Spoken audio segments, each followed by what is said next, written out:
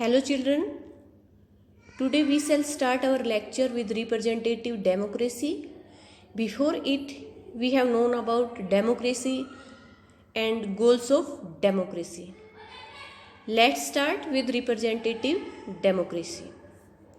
In a vast country like India, it is difficult to devise a method for the direct participation of the people in the governance of the country. Bharat जैसे विशाल देश में ये बड़ा मुश्किल है कि ऐसा तरीका निकाला जाए जिसमें लोगों की भागीदारी, सीधी भागीदारी हो देश के शासन चलाने में, देश के शासन करने में। Therefore, representative democracy has been adopted in India. इसलिए भारत में प्रतिनिधिक लोकतंत्र अपनाया है। Under this system, people elect their representatives who govern on their behalf. इस योजना के तहत लोग अपने प्रतिनिधियों को चुनते हैं जो उनकी तरफ से शासन करते हैं। This means India is indirectly governed by the people through their elected representatives like punch, municipal councillor, member of legislative assemblies और members of parliament. इसका अर्थ ये है कि भारत में अप्रत्यक्ष रूप से लोगों का ही शासन होता है उनके चुने हुए प्रतिनिधियों के तहत, जैसे पंच हो गए, नगरीय पार्षद हो गए, विधानसभा के सदस्य हो गए या पार्लियामेंट के सदस्य। तो बेटा प्रतिनिधिक लोकतंत्र वो लोकतंत्र होता है जिसमें लोग अपने इच्छा से अपने प्रतिनिधि को चुनते हैं, एक व्यक्ति को चुन लेते हैं और वही व्यक्ति सारे लोगों को रिप्रेजेंट करता है। तो ये हुआ हमारा representative democracy. Next, India is the largest democracy of the world governed by a democratic government.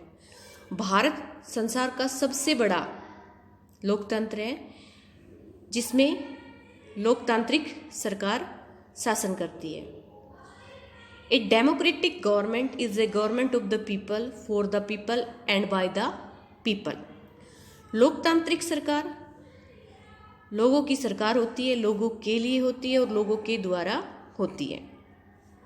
The people of India have the power to govern their country through their elected representatives who take decision on behalf of the people, make laws in the interest of the people and work for their welfare.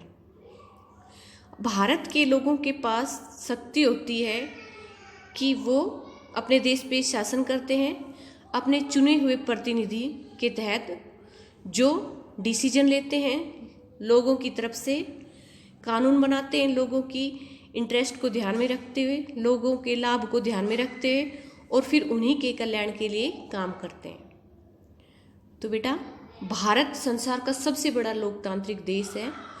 लोकतांत्रिक सरकार वो सरकार होती है जिसमें लोगों का ही शासन होता है, लोगों के लिए होता है और लोगों के द्वारा ही किया जाता है। तो इस गवर्नमेंट में लोगों के पास इतनी शक्ति होती है कि वे अपने प्रतिनिधि को चुनते हैं और वही प्रतिनिधि उनके बिहाफ पर कानून बनाता है, लोगों के कल्याण के काम करता है। ये सारी चीज़ें वो रिप्रेजेंटेटिव ही करता है। नेक्स्ट, डू यू नो, क्या आप जानते हैं इसमें ये बताया है, we Indian must feel proud of the fact that our constitution maker gave equal voting rights to man and women both after independence when the constitution was enforced unlike that of US, the UK and France where women had to fight for years to get the right to vote. हम भारतीयों को गर्व होना चाहिए कि स्वतंत्रता के बाद जब हमारा संविधान लागू हुआ तभी हमारे संविधान निर्माताओं ने समान अधिकार दे दिए वोट डालने के, पुरुष और महिला दोनों को। इसकी बजाय यूएसए, यूके और फ्रांस में महिलाओं को बहुत सालों तक वोट के अधिकार के लिए लड़ाई करनी पड़ी, लड़ना पड़ा, तब उनको कहीं जाकर अधिकार प्राप्त हुआ। In the United States of America, women got the right to vote in 1920. United States of America में महिलाओं को वोट का अधिकार मिला 1920 में। In UK they were given voting rights in 1928 और यूके में ये अधिकार मिला 1928 में। Whereas in France the women were given the right to vote in 1944 और जबकि फ्रांस में महिलाओं को वोट डालने का अधिकार मिला 1944 में। तो हमको तो सबसे पहले गर्व महसूस करना चाहिए कि जैसे ही संविधान लागू हुआ पुरुष और महिलाओं को समान रूप से वोट डालने का अधिकार मिल गया था। तो आज हमने सिर्फ रिप्रेजेंटेटिव डेमोक्रेसी के बारे में जाना। नेक्स्ट पीपल्स पार्टिसिपेशन हम दूसरे लेक्चर में जानेंगे। थैंक यू बेटा।